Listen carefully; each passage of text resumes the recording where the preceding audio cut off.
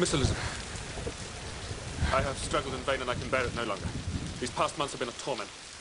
I came to Rosings with the single object of seeing you. I had to see you.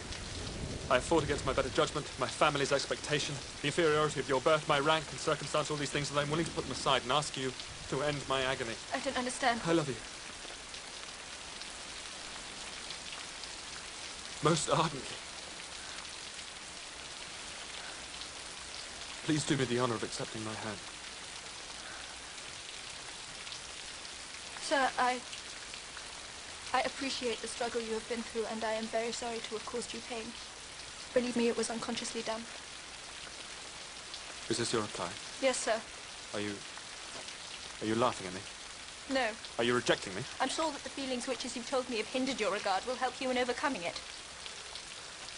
Might I ask why with so little endeavour at civility I am thus repulsed? And I might as well inquire why, with so evident a design of insulting me, you chose to tell me that you like me against your better judgment. No, believe me, I if didn't mean... If I was uncivil, then that is some excuse, but I have other reasons. You know I have. What reasons? Do you think that anything might tempt me to accept the man who has ruined, perhaps forever, the happiness of a most beloved sister? Do you deny it, Mr. Darcy?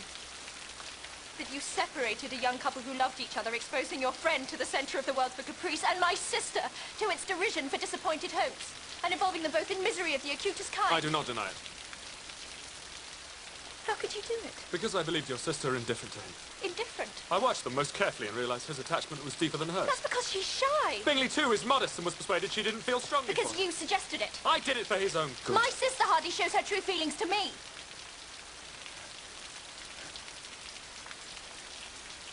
I suppose you suspect that his fortune had some bearing on the matter. No, I wouldn't do your sister the dishonour, though it was suggested... What was?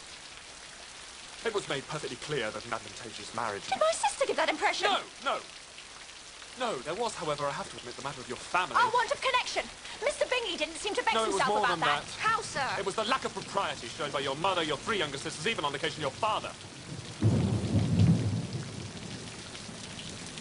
Forgive me.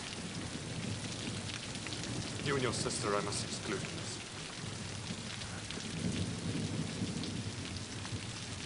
And what about Mr. Wickham? Mr. Wickham. What excuse can you give for your behaviour towards him? You take an eager interest in that gentleman's He concerns. told me of his misfortunes. Oh, yes, his misfortunes have been very great indeed. You ruin his chances, and yet you treat him with sarcasm. So this is your opinion of me. Thank you for explaining so fully. Perhaps these offences might have been overlooked had not your pride been hurt by my honesty in admitting scruples about our relationship. Could you expect me to rejoice in the inferiority of your circumstances? And those are the words of a gentleman. From the first moment I met you, your arrogance and conceit, your selfish disdain for the feelings of others, made me realise that you were the last man in the world I could ever be prevailed upon to marry.